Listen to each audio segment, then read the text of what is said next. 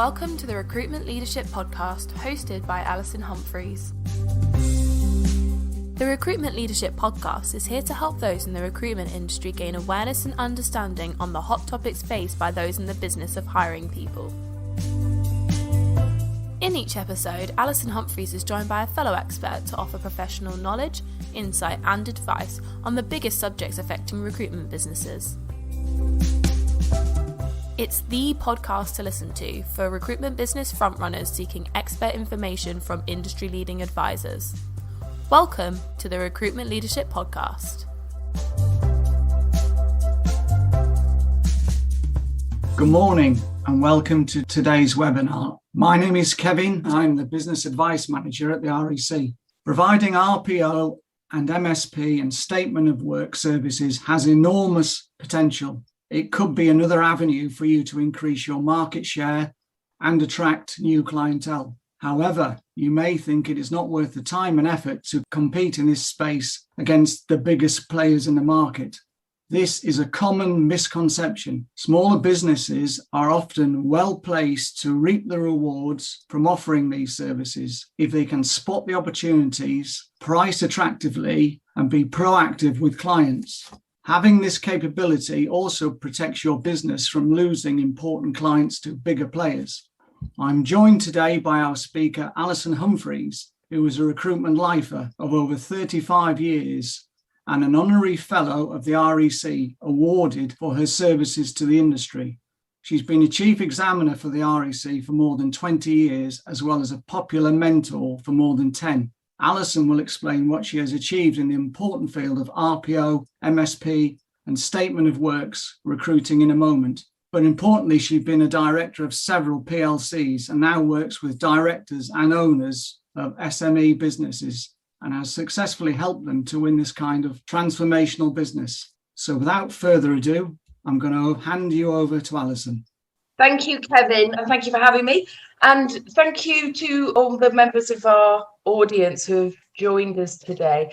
And I was just yesterday with a client of mine, the owners of a recruitment business, who had literally just lost one of their most important clients. And that was a client that they'd made multiple placements with for more than a year, and something that they felt they could rely on. And they kind of wanted to secure that business, but frankly, they were making good percentage margins on it, and they didn't want to rock the boat. And what happened in that particular instance was that a brand new HRD came in. There was a bit of new broom syndrome and a review of recruitment, and the whole thing moved over to an RPO offerer. So they lost it. And it's exactly that sort of scenario that I'm hoping we can support smaller businesses in recruitment so that they've got this in their toolbox and they can be proactive about seeking out opportunities. So this is an introduction to the whole issue of recruitment process outsourcing, managed service provision, and statement of works recruitment.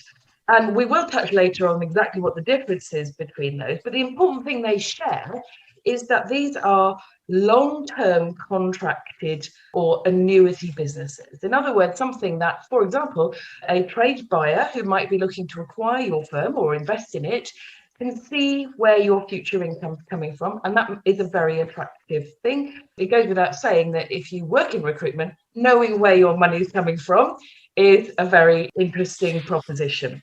So we're going to cover three things. Number one, why you should be considering doing it. Number two, how to get started.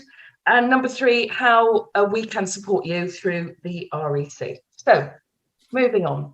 Traditionally, RPO and Statement of Works deals were entirely the domain of listed and very large recruitment businesses. Why? Because they had to deal with the cash flow issues that very often the longer sales cycle presents. So if you can imagine, in a small recruitment business, you're always looking for what's coming in this month. And in a very large business with substantial cash reserves, they can say, well, you know what, we're going to invest in winning this bigger, catching this bigger fish, if you will. It may be 6 months or more before the deal's signed. We may have to invest quite a lot of management time up front in discovery and proposal making and so forth.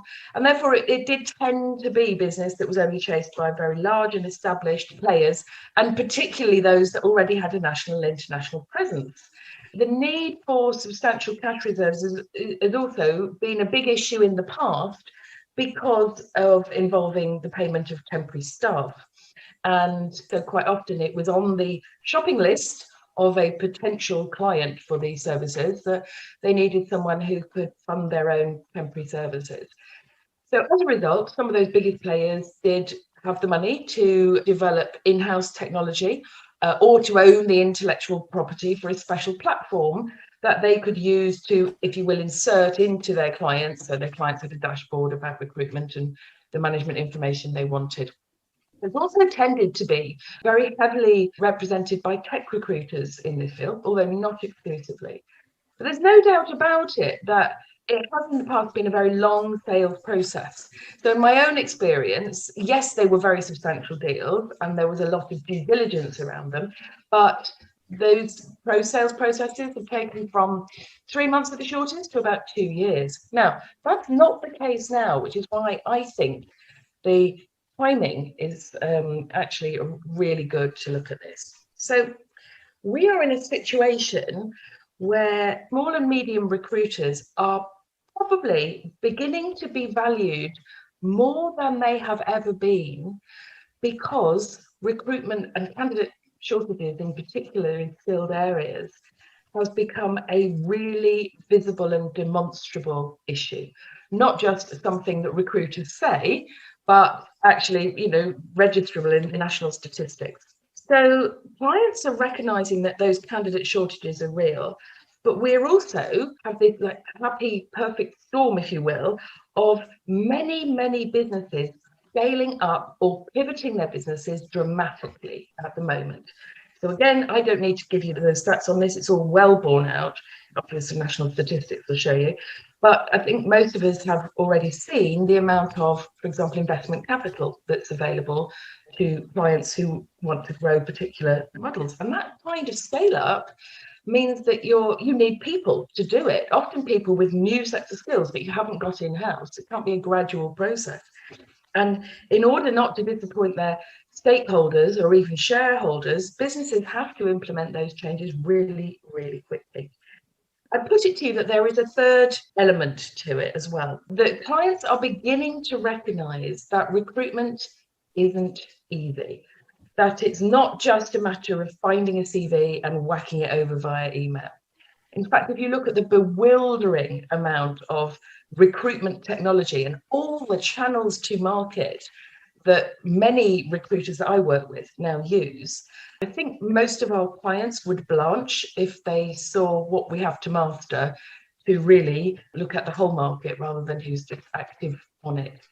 So as long as you have prudent cash management measures, and there are, of course, excellent providers of invoice discounting and finance for smaller businesses now, and you've got a clear understanding of why the client's need for staff is central to delivering a business objective, then there is a market right now for more agile RPO, statement of works, and people want to see a product or service, if you will, that they can imagine literally turning a key and seeing rolled out. Just a little bit of, very briefly, credentials of mine in this area. So I was in the fortunate position of establishing businesses to do just this for 3 listed recruitment businesses. I did that from scratch. So moved them from their basis of executive search, recruitment advertising, and ordinary traditional recruitment into massive RPO and statement of works contracts. So it was a very different sell. And yes, working with those listed companies, you can see the size of some of the contracts that I personally negotiated and then had to deliver, important. 120 million pounds per annum was probably the most valuable. But in case you're thinking, oh, okay, this is only for huge companies, listed companies and so forth. I then, much later in my career, became managing director of Liquid Personnel. That was a business placing contract qualified social workers.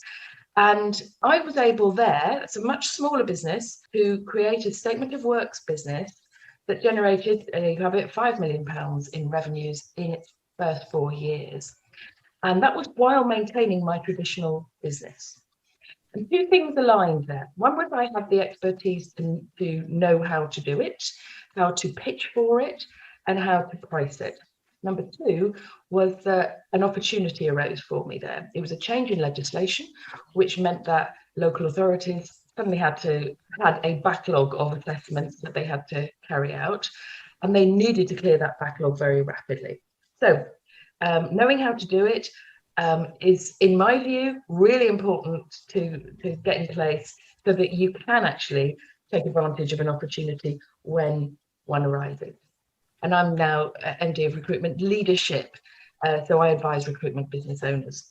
And this has become quite an important element of my advice for businesses that really want to maximise their profitability, their capital value, and indeed their current run rate and grow their market share. So it's a very fast growing market. This is a slide taken from the Everest Research Group, who are probably the leading data authority in the area of RPO. What's interesting is that the global RPO markets, particularly in the English speaking world, have grown very strongly at about 25% per year. Now that's even faster than the traditional recruitment market. In the US, the take up has already been bigger. Although arguably the amount of their recruitment process that they're outsourcing, if you regard it as a sort of chain of events or sequence, is arguably less. But according to staffing industry analysts, the growth rate is faster in Europe now.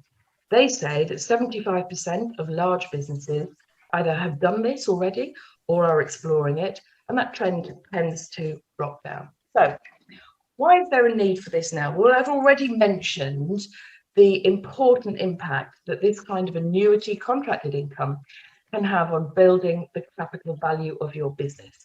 And that will be very important to you if you are a business owner.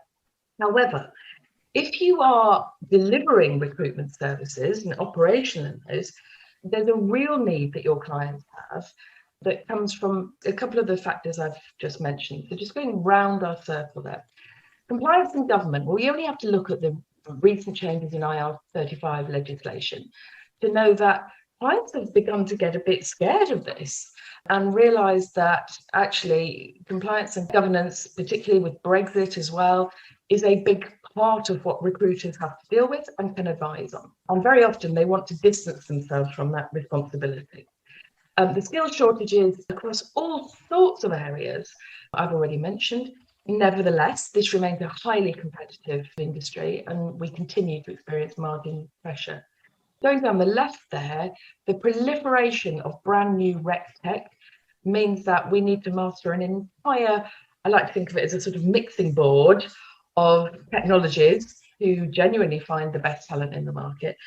And importantly, possibly accelerated by COVID, it's become truly a global recruitment market. So I work with several businesses who are placing overseas contractors, for example, in overseas markets from a UK business. Most of us will have placed some remote worker in the recent past. I think unintended or certainly unpredictable consequences of the disturbance there's been is that all of these factors have combined to create some changes in client and candidate behaviour. Candidates in particular, I think I'll get some nods of recognition when I say that candidates are increasingly difficult to get commitment from, difficult to engage. I read a statistic published by the Chartered Institute of Personnel Development who said that 93% of HR managers had been ghosted by someone that had already accepted a job, which is a staggering statistic. And all of those things bring to the fore a recruiter's ability to engage and manage the whole placement process through to a successful conclusion.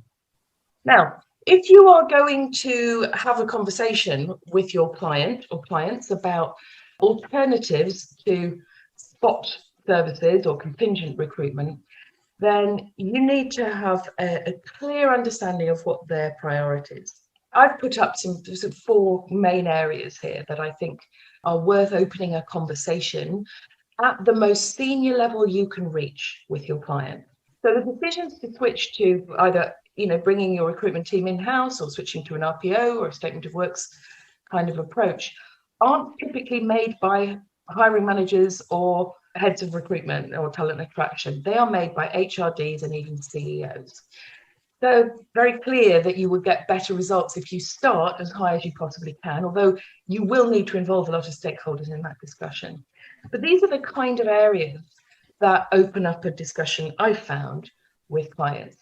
Their business strategy, the need to be more agile to respond to changing pressures, political, economic, commercial, for example, to pivot their business onto an online model, to start delivering into new geographic markets, or to change their business because, for example, of environmental pressure. Technical challenges often result from that. And very often, digitalization is an obvious example. It means that they have to rapidly bring on board a whole team of people with skills they did not have before and are often not in a position to assess as well. So that's the conversation that leads to a different approach. Then there's the whole economic and political landscape and the way that candidates can move within areas of governance and the very much raised candidate expectations of what their journey will be. So we know that candidates equate the efficiency and thoroughness and acceptability of the recruitment process with what being employed will be like. And a poor process, just, emails not getting answered, long delays, interviews repeated, a poor process often results in a no-show at the end of it. Okay, now, if we look at the traditional use of staffing and hiring models, and I'm talking here about the simple payment on results method, it's arisen for good reasons. It arose because originally recruitment agencies were typically used to fill unforeseen vacancies or needs, sudden sickness, mat leave, or just something that wasn't in a business plan. And very often they were literally replicating the missing person. So, got bare outlines of a job description to hire from. Speed of hire there before became paramount. It was a race to get the first CV there, and obviously priced for distressed purchase. So don't kid yourself that your clients haven't realised that when they pay your fee for a successful placement, they are actually paying for all the work you've done on unsuccessful placements for other people. They are well aware of this. They understand how that business model works. And so you need to make sure that they understand that this environment has shifted. So what do we see now? We see clients who have flexible staffing built in to their models and budgets and business processes. You only need to think about, say, how Amazon would staff up at Christmas to recognise that. They have to scale up rapidly for the kind of new ventures that I've already touched on. And making a success of those new ventures is probably the only differentiator they have for a while, and it's entirely down to the skills of the people that they hire. And those people are often the most expensive thing that they put into the input, if you like. But what we have realised, and we need to communicate to clients, is that engagement of candidates and a proper process is critical. This is no longer just about accessing CVs. Indeed, I would say that it's probably never been easier to find a CV or a resume than it is now. So we can find them in all sorts of formats, but let's face it, LinkedIn is there and it's changed things forever. So the balance of power and the whole market environment we're selling in has shifted, and that needs explanation to clients to open up the discussion. So more and more, particularly if you're dealing at the CEO level, recruitment is a strategic process, and you need to be able to have a strategic conversation. Now, this is a controversial statement. There are no cash cows in recruitment anymore. Let me explain what I mean. When I started in recruitment, when the earth was cooling, 1985 actually, there was a philosophy and we called it land and expand. And I'm sure many of the people on the webinar will recognise that. Land and expand is the idea that you provide an excellent service on one spot piece of recruitment. The client, you merely ask the client to refer you to other contacts in the business or to come back to you next time they're looking. And they just keep giving you their assignments and you carry on charging them your 20% of salary or whatever is normal in your business. So the idea was do a good job on high margins and repeat. Yeah.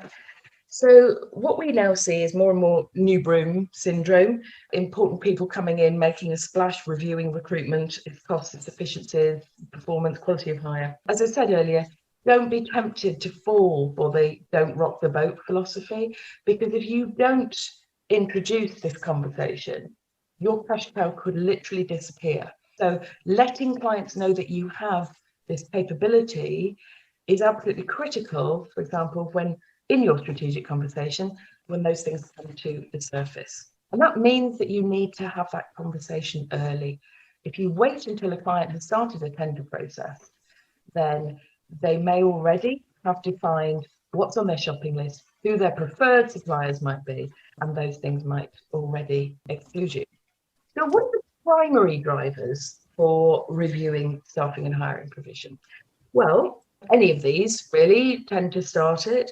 Certainly, if you look at some very large employers, public sector as well, visibility and control was a key driver for engaging with recruitment process outsourcers and master service providers, because very often they had no central technology, no data on their recruitment performance, no applicant tracking system, and actually no idea how much they spent on recruitment or what good value they got for their money.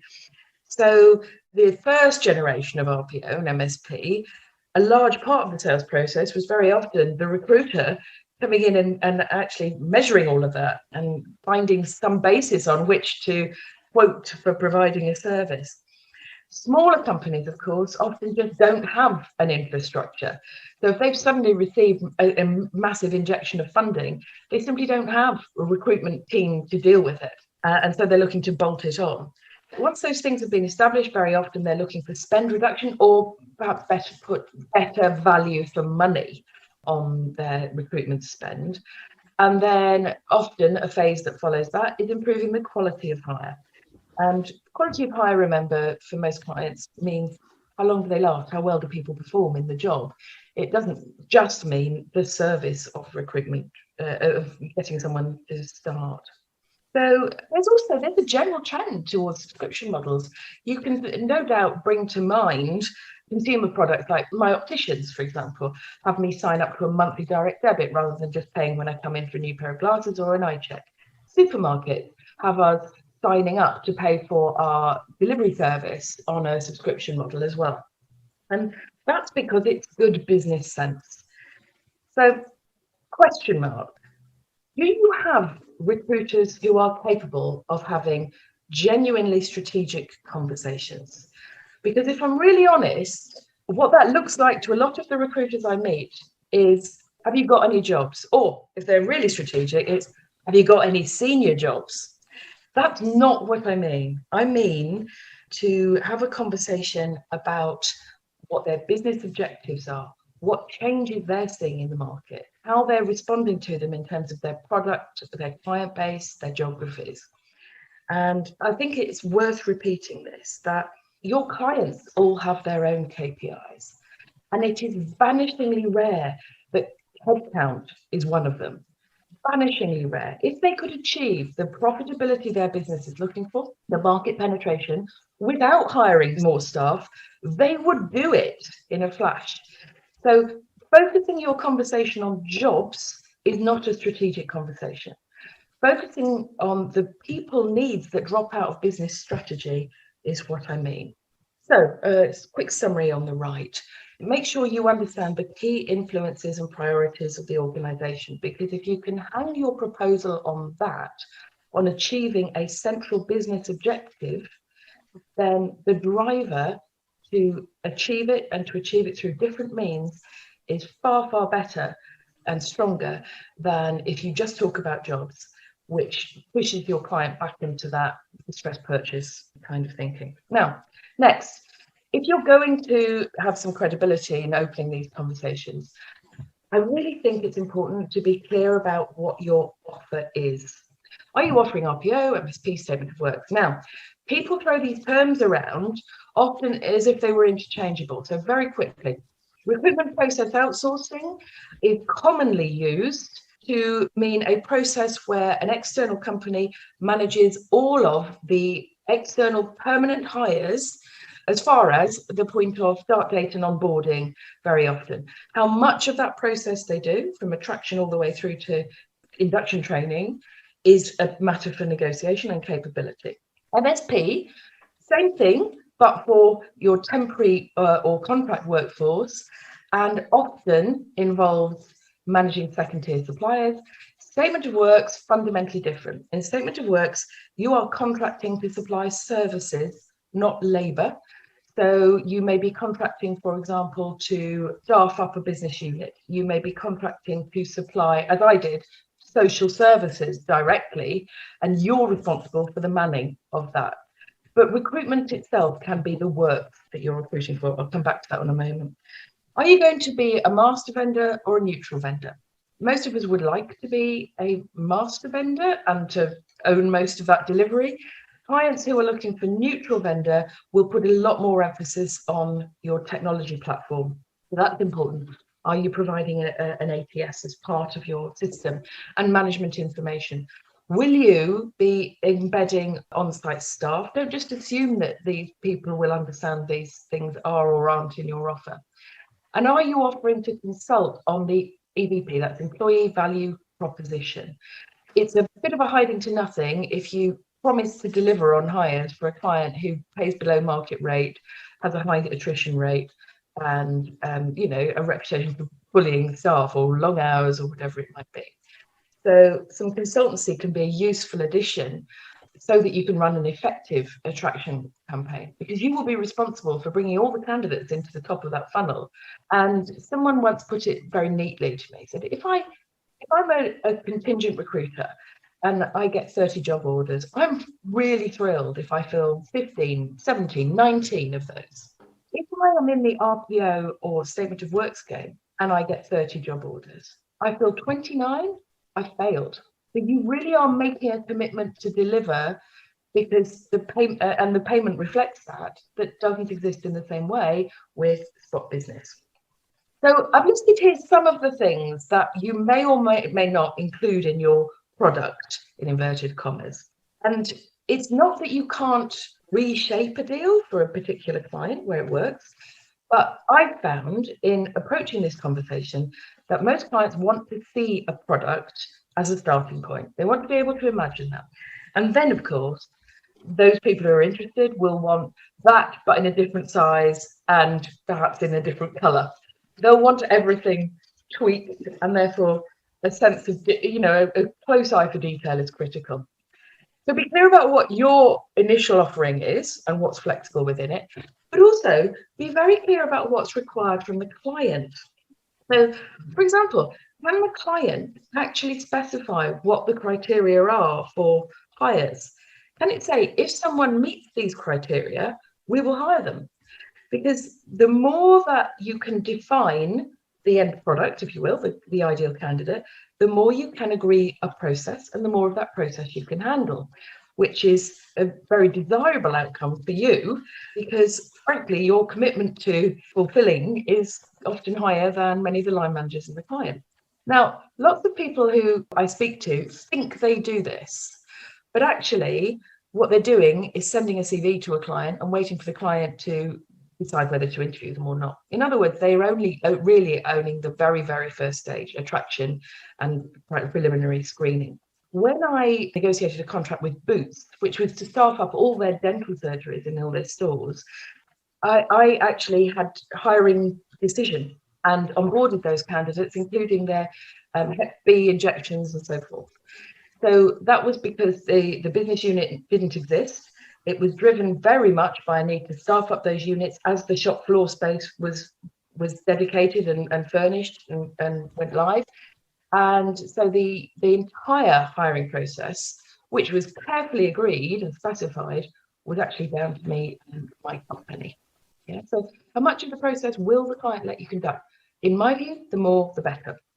Also, it's really difficult to make one of these agreements work if, say, an HRD has just decided to go with it and there hasn't been good stakeholder communication. And that will be a shared responsibility, but you need to know that there is buy-in and that the processes are clear and applied, and that your client will support it. So, for example, if they continue to receive speculative applications, and they will, as soon as the rest of the recruitment market realizes you've got an exclusive deal, then you need to have confidence that they are going to reject those or refer them to you as their main supplier. So coming to you and committing to this kind of agreement is a better deal for the client. It means that you can invest long-term in the attraction strategy because you've got a commitment to a certain number of hires. It means that you can put more resource dedicated on this and that you can support their line managers better, for example, by training them in effective interviewing and reducing management time if you take on more of the process. It means that you can, if you choose, effectively fund them a talent pool at the end of the project.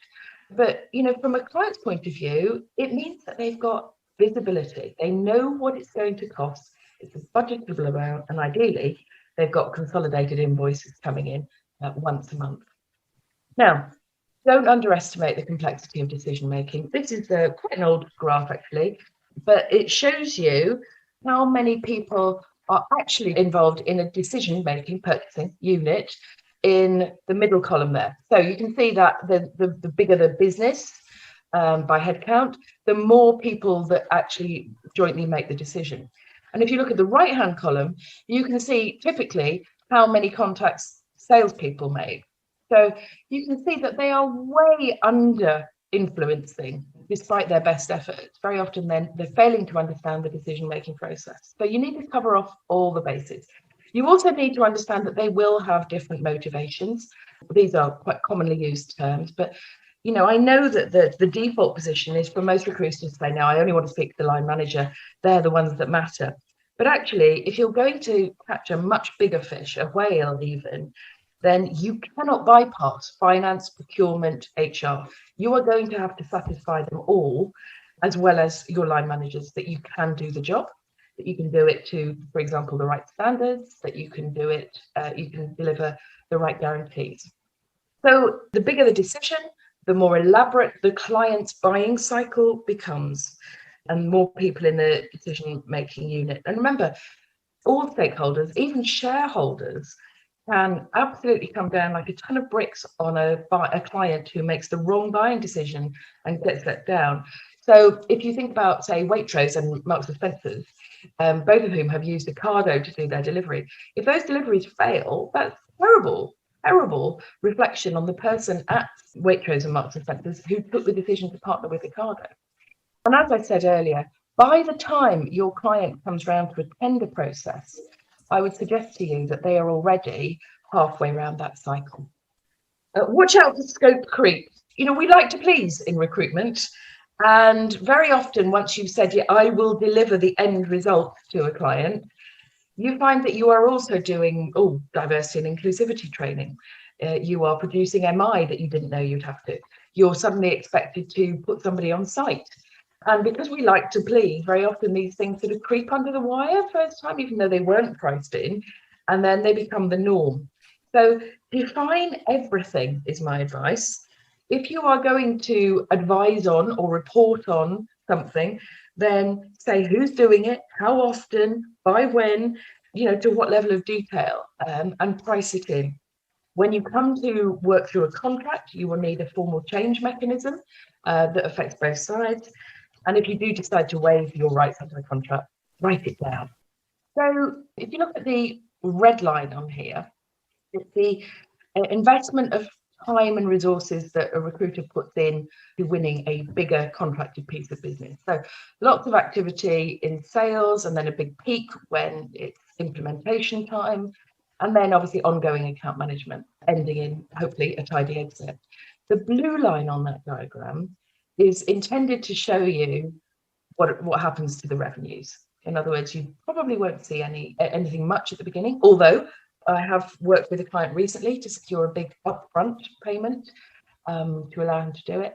But you need to consider these other factors. So getting a detailed service level agreement, make sure your insurers are happy to insure you for the risk that you carry when you make a commitment like this, and make sure that your payment terms are really clear. Compliance becomes critical, particularly if you are managing second-tier suppliers, and data collection is a really hard thing to fix if it wasn't specified correctly at the beginning. So you cannot go back, for example, and collect diversity data on applicants after they've been exited out of the process. You'll find them very unwilling to fill out those details. Okay, so I hope that's been a useful introduction to the theme. You can see that there's a lot to think about. And for that reason, I've worked in collaboration with the REC to develop 3 services to support this. The first, which I recommend, is bespoke business mentoring. So that's me working on a regular basis to actually help you implement, document, design, and sell that process. And obviously the amount of input will vary. There's 2 training courses which I can deliver in-house to your team. One focuses on the strategic sell, the actual selling phase of it, and the other focuses on managing bids and tenders, which obviously, particularly if you're in the public sector, you probably will have to go through that process. Those are both one-day in-house courses which we can deliver. And that brings me to the end of my slides.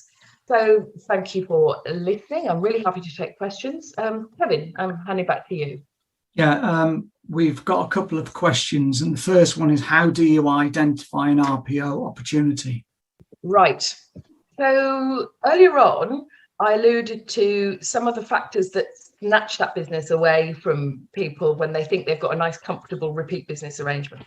So any change of business strategy, planned change of business strategy, or planned growth into new markets. Those 2 are things that, again, you need to be involved at the highest level conversations you can and following what goes on in your industry. So if you specialize in, specialize in retail recruitment or food manufacturing or something like that, make sure you do read the same trade magazines and websites as your clients do. Because very often that will help to create credibility around the strategic decision. So that's one, if you like, alarm bell. A change of personnel at the very top, that's always an alarm bell. People do want to review things. And if you know that your client business is experiencing challenges, they're also likely to want to do a review of recruitment. This can provide a win-win. It can be much more cost effective for the client and at the same time actually more profitable for you as a business, because you're going to end up with, how can I put it, if your contract's for 30 hires, that's 30 birds in the hand. Now, most of the recruitment businesses I know, and they are among some of the best performers, if they're really honest, they only fill about 1 in 4 of the jobs that they work if they are purely contingent. If you can fill 1 in 1 of the jobs that you work, you become a much more efficient business, hence it's more profitable. So I would look for all of those signs, and I would just make sure that I'm having conversations about what's going on in the market and how your client is responding to it as much as I can and at the most senior levels. The questions are coming thick and fast. So how many staff did you have in your business when you started selling RPOs to clients? Right, okay. So if I go way back to when I was working at listed companies, let me just think. I obviously did the selling. What I did have in those businesses was a small team of trained assessors and a very small team that could do a sort of, a telephone, effectively a sort of call center. I had to grow it massively at the point when those contracts became really real. Now, you should always discuss an implementation period for a big contract, but those were huge contracts. When I worked at Liquid Personnel and I set up a statement of work business, I didn't have anyone focused on that at all. All my staff were focused on placing contract social workers through other master service providers into local authorities. And so to deliver this new method, I actually had to, I did in fact reassign a couple of staff and then hired some other people to fulfill it.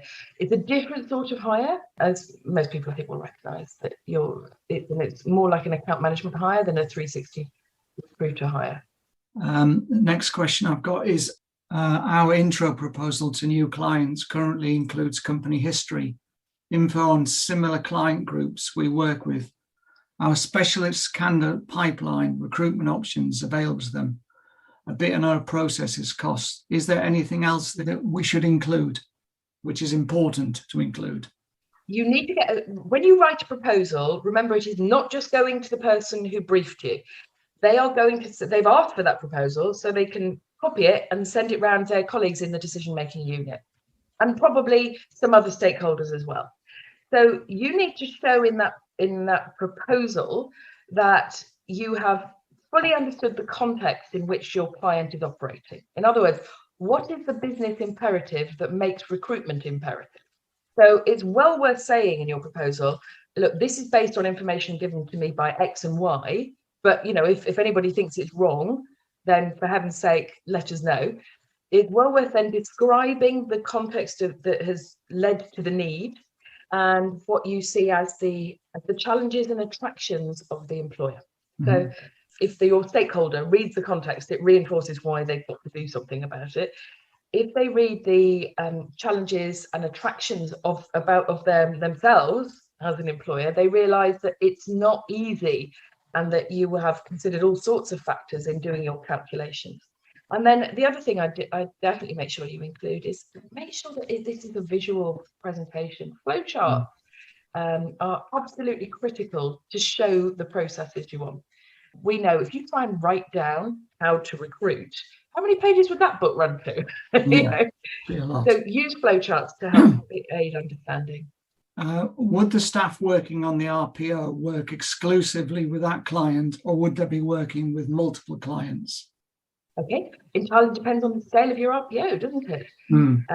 So I've had experience of both, where we've had a more flexible account, let's call them an account management team, who were people who perhaps weren't very turned on by the business development side of recruitment, but very, nevertheless, good deliverers.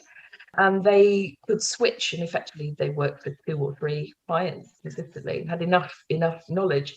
Of course, remember that you will need scalability, because I don't know very many clients who actually manage to carefully schedule all their requirements. So, it tends to come in a lumpy way. And that means that whoever is managing that team needs to reassign people very rapidly. I think that's the end of the questions I've got via chat. Thank you very much for that. Very informative, very educational, and I'm a recruiter, so that's quite employed. If you require any further information regarding Alison's webinar this morning, if you contact the REC, that would be brilliant. Okay, thank you. Thank you very much. Bye-bye.